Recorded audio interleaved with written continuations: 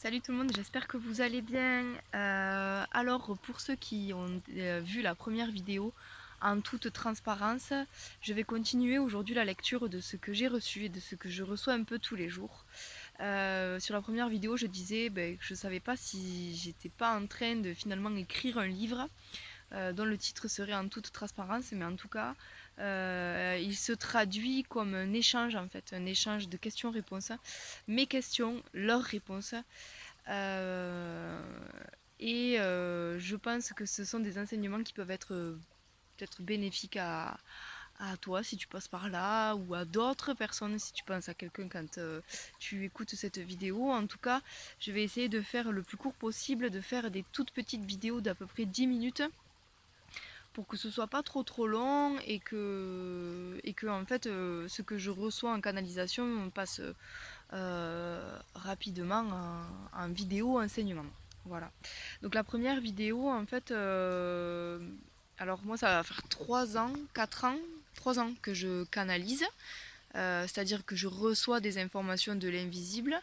J'ai beaucoup de mal avec toutes euh, avec ces expressions, ces mots, la canalisation, l'invisible, l'au-delà, voilà, tous ces mots, ça me parle pas trop à moi. Moi, j'ai juste l'impression que c'est la vie, en fait. C'est comme ça, c'est qu'on est tous dotés de ça et de ces capacités-là, et qu'on n'est pas tout seul, et que quand on meurt, on ne devient pas rien. Enfin, voilà, tout ça, ça me paraît d'une extrême logique.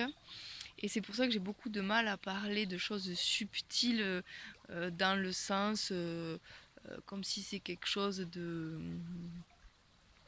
je sais, d'incroyable. Moi, pour moi, ce n'est pas quelque chose d'incroyable parce que justement, je trouve que c'est quand même facilement accessible. Voilà. Vu que l'univers est fait d'informations, quand on pose une intention et qu'on pose une question sur en demande d'information, on est tous foutus pareil, on a tous la possibilité d'ouvrir son canal ou d'ouvrir son troisième œil ou d'ouvrir son oreille, d'être à l'écoute. Et du coup, on a tous la possibilité de recevoir en fait des réponses à nos questions. Voilà. Euh, donc moi, ça fait longtemps que je fais ça, c'est-à-dire que je vais pouvoir le faire pour les autres. Je vais le faire surtout pour moi. Je vais le faire pour les autres. Je vais le faire pour les personnes qui sont décédées. Je vais le faire pour les animaux. Je vais le faire dans des lieux aussi, par exemple des lieux comme ça. Je sais pas si vous voyez des jolis petits lieux comme ça où du coup je vais recevoir l'énergie du lieu. Bon voilà, moi ça me paraît normal d'être comme ça. Et donc aujourd'hui je reçois des enseignements tous les jours. Et tous les jours il m'est dicté de vous dicter un passage pour pouvoir vous aider et vous faire avancer, vous faire cheminer. Et moi ça m'aide à me sortir de petits cycles, de cycles physiques ou de cycles mentaux qui m'empêchent d'avancer. Et du coup, je me dis que si ça peut vous aider à vous aussi, bon, vous me voyez pas très bien, mais c'est pas grave, on s'en fout de ça, il faut juste écouter ce que je vais vous lire. Et si ça peut vous aider vous aussi en fait à sortir de ce cycle, du coup, ça sera super. Donc la première vidéo en toute transparence, euh, j'avais dit à la fin de la vidéo que je parlerai parce que ça faisait un petit moment que j'avais ces questionnements en moi qui parlent du corps de souffrance. Alors franchement, j'ai pas fait de recherche ni sur internet, ni regarder des vidéos de YouTube et tout. Je voulais pas m'imprégner de l'information des autres. Mais je savais qu'un jour j'allais avoir la réponse et du coup c'est de ça que je vais vous parler aujourd'hui et peut-être un peu plus, je vais voir ce qui se passe, mais en tout cas je vais essayer de m'arrêter à 10 minutes au moins, c'est pas trop long et vous avez la possibilité d'écouter. Alors, je vais commencer comme ça en fait. Dans le parcours, euh, ça c'est mon opinion à mon sens, hein, dans le parcours de développement personnel ou spirituel, on peut tomber dans le piège qu'il n'y ait pas de fin. C'est-à-dire qu'on va essayer de se transformer en permanence. Dès qu'on va avoir une couille, entre guillemets, on va vouloir à tout prix tout changer. Dès qu'on va voir qu'on a un défaut, on va vouloir le corriger. Et je parle en connaissance de cause parce que c'est exactement ce que j'ai fait. Et je suis tombée dans le piège, et dans le piège qui finalement m'a coûté beaucoup plus de souffrance qu'autre chose. C'est-à-dire qu'à chaque fois que j'avais une merde, je voulais à tout prix la transformer. Sauf qu'en fait, il y a un moment donné, quand on essaye trop de se transformer, on ne sait plus vraiment qui on est en fait. Voilà, et on est obligé de revenir un peu à la source pour que justement on ne perde pas de vue ce qui fait qu'on reste quand même des êtres uniques. Voilà, et donc du coup, la dernière vidéo, alors j'en avais pas parlé, mais il me disait, alors je dis il parce que j'ai la sensation que c'est une énergie masculine qui me parle, euh, donc je vais dire il à chaque fois que je vais parler de ce que je reçois, même si je suis pas sûre qu'il y ait il ou elle. En tout cas, voilà, ça me paraît plus yang, je crois, ou voilà, une plus masculine. Alors, il me disait, euh, cependant, permets-nous de te citer quelque chose d'important. La résolution des dits défauts n'est pas une tâche à accomplir sans relâche, pour dire qu'on peut aussi des fois se lâcher la grappe, quoi.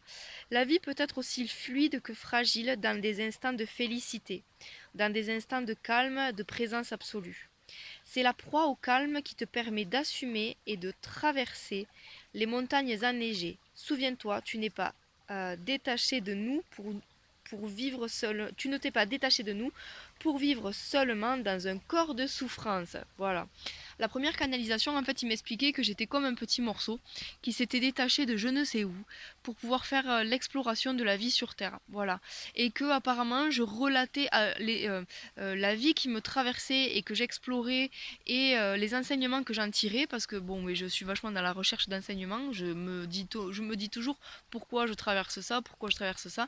Et donc ils étaient venus m'expliquer que je m'étais moi détachée pour m'être incarnée ici, pour pouvoir justement traverser des enseignements, les traiter, les transformer, et eux, la source, j'en sais rien, enregistre ces transformations pour un peu plus de gaieté, de fluidité, un peu plus de paix en fait, que les choses soient apaisées. Voilà. Et du coup, ils m'ont parlé du corps de souffrance, et là, je leur ai dit, mais qu'est-ce que c'est du coup le corps de souffrance? Qu'est-ce que le corps de souffrance? Le corps de souffrance est la partie de toi qui a accumulé ces souffrances. Souffrances souvent interpellées par ton esprit et rangées comme telles dans ton cerveau qui envoie en permanence les mêmes décharges de souffrance comme un cycle de souffrance qui se répète.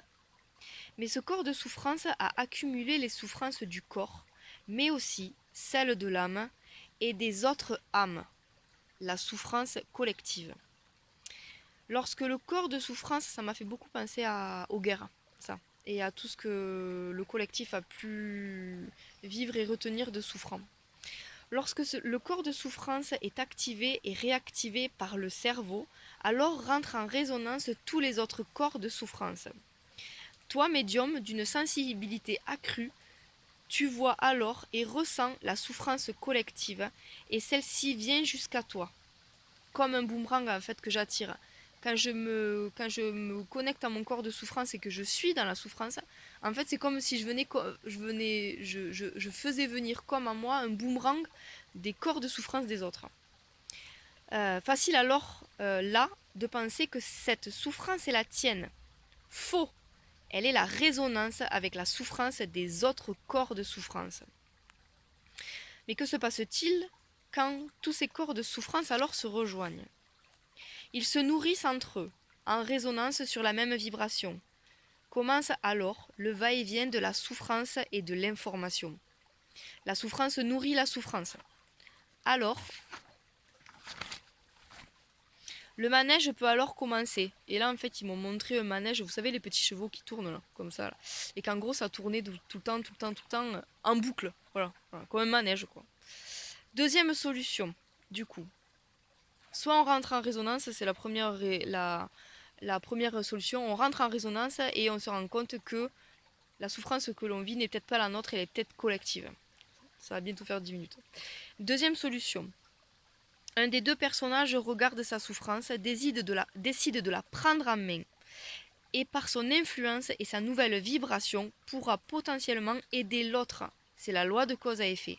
C'est parce que vous allez traiter votre propre souffrance que quand vous allez rentrer en résonance avec quelqu'un qui essaye d'apaiser sa souffrance, vous allez pouvoir l'aider. C'est la résonance de celui qui devient, entre guillemets, positif ou neutre qui va influencer l'autre dans sa démarche de vouloir le neutre et le positif. Autre possibilité, il se rend compte, donc la personne, se rend compte de sa douleur et décide alors, après soin, de faire une félicité de cette souffrance, un cadeau pour le soi des autres.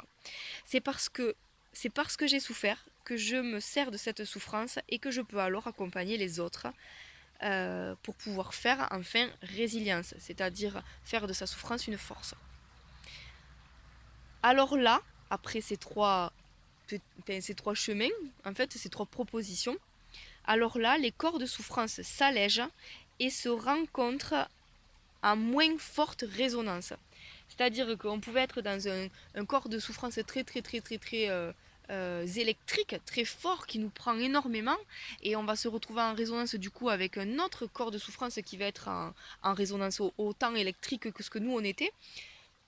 Et en fait, soit on se rend compte que la souffrance est collective, donc du coup on essaye de s'apaiser soi-même et de se détacher de la souffrance collective, soit on se prend vraiment en main et auquel cas on travaille vraiment sur soi et on permet à l'autre du coup de vraiment essayer de pallier à sa souffrance, d'apaiser sa souffrance, soit on fait complètement résilience de sa souffrance et auquel cas là on peut enseigner à l'autre et collectivement en fait que la souffrance peut être seulement un moteur de résiliation en fait, de résilience. Du coup je continue, c'est parce que je résous pour moi que j'impacte et je fluidifie tout un système. Voilà. C'est-à-dire que c'est quand moi je touche à la paix intérieure que je permets à l'autre de rentrer dans sa paix intérieure. Voilà, c'est tout un système qui se fluidifie. Ce n'est pas seulement mon système qui se fluidifie, c'est mon système qui se fluidifie et après qui rentre en résonance avec les autres systèmes pour justement se fluidifier et être un peu plus en paix. Et le corps de souffrance devient moins électrique. Là, c'est plus personnel et après je m'arrêterai. Qu'est-ce que cette souffrance physique et psychique est venue m'apprendre à moi cette dernière année ?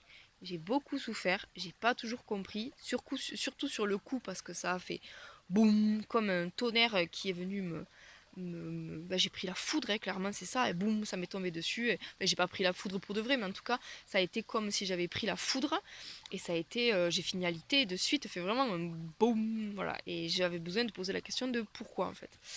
Tu étais déjà en souffrance depuis déjà de nombreuses années, Justine. Il fallait t'arrêter. Il fallait l'arrêter. La souffrance n'est pas un moteur en soi, elle est un outil. Elle permet l'inversion des paramètres. Elle permet un changement de virage et pour certains, elle permet une résurrection comme une renaissance, un nouveau choix de vie, une reprise en main. N'est-ce pas ce que tu as fait là ? Si dans l'urgence, si dans l'urgence, c'est sûr, c'est évident qu'ils sont venus me toucher. Mais regarde, dossier après dossier, choses que nous t'avons envoyées, tu as su les traiter et rappelle-toi, toutes les personnes de ta lignée étaient présentes à l'appel quand il s'agissait de soigner. En fait, cette dernière année, j'ai compris que je venais traiter mes mots, tous les mots, M-A-U-X et mots M-O-T-S. Mais je traitais aussi les mots, donc M-A-U-X et M-O-T-S, de mes ancêtres. Et par ma médiumnité, j'ai eu la chance en fait d'avoir pu passer un parcours initiatique, c'est-à-dire que j'étais appelée à des moments de ma vie à rejoindre un espace nature, un peu comme ici là, voilà, à rejoindre un espace nature pour pouvoir être en accueil de la personne qui allait venir me rendre visite. Et comme j'ai perdu plein de membres de ma famille, ils sont venus un à un, en fait, pour un échange, un dialogue, mais aussi un pansement, en fait. Quelque chose de beaucoup plus... pour que les choses soient plus fluides, plus en paix et plus faciles. Donc, ce qui se passait, c'est que quand je mettais toute ma contribution à me soigner moi, et ben je soignais l'autre de l'autre côté. Quand je mettais toute ma contribution à venir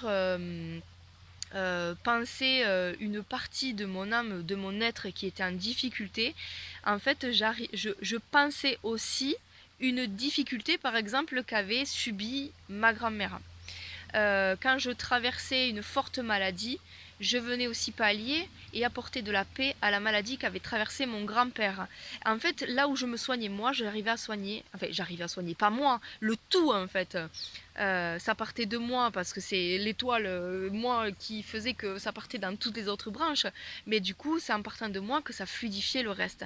Donc en gros, c'est l'histoire de, toujours pareil, quand je résous pour moi, en fait, je résous tout un système. Voilà. Et donc, le corps de souffrance n'est finalement qu'un outil. La souffrance, quand elle arrive à trop forte intensité, la vie vient nous rappeler que c'est trop fort, c'est trop lourd maintenant, il faut changer de voie, il faut changer de chemin, il faut se prendre en main. Et alors, il faut du courage, il faut de la force, il faut être entouré des bonnes personnes, et, il faut avoir des personnes vraiment autour de nous qui sont pleines d'amour, et ceux qui ne le sont pas vont d'elles-mêmes ou vous-même aller les sortir de votre vie, de votre système, de votre champ en fait. Voilà. Donc le corps de souffrance est vraiment un outil euh, de résiliation. Voilà, je ne trouve pas d'autre mot. Un outil de résiliation. Je continue un tout petit peu. Lorsque l'on voit une personne souffrante par parcimonie, alors nous invitons la vie. Nous invitons la vie, donc les énergies extérieures, les énergies supérieures ou les énergies qui sont autour de nous et qui nous accompagnent parce qu'on n'est jamais seul. Nous invitons la vie à la ramener sur un chemin plus juste, celui de l'écoute. Car souvent, c'est que la personne est coupée de toute communication extérieure et intérieure. Alors, frapper fort, des fois, est un des derniers recours, comme la foudre, comme un son qui fige et empêche de bouger sur le moment, mais qui derrière crée une hypervigilance au futur chemin emprunté. Avant, tu étais dans un esprit tracassé et déchiré. Tu te retrouves alors aujourd'hui dans une envie de choses simples à effectuer et à profiter. N'est-il pas là le trésor de la vie? Revenir à l'essence primaire de ce qu'est la vivre tout simplement. Voilà, merci de m'avoir écouté. Je continue en toute transparence sur les vidéos d'après. Merci beaucoup.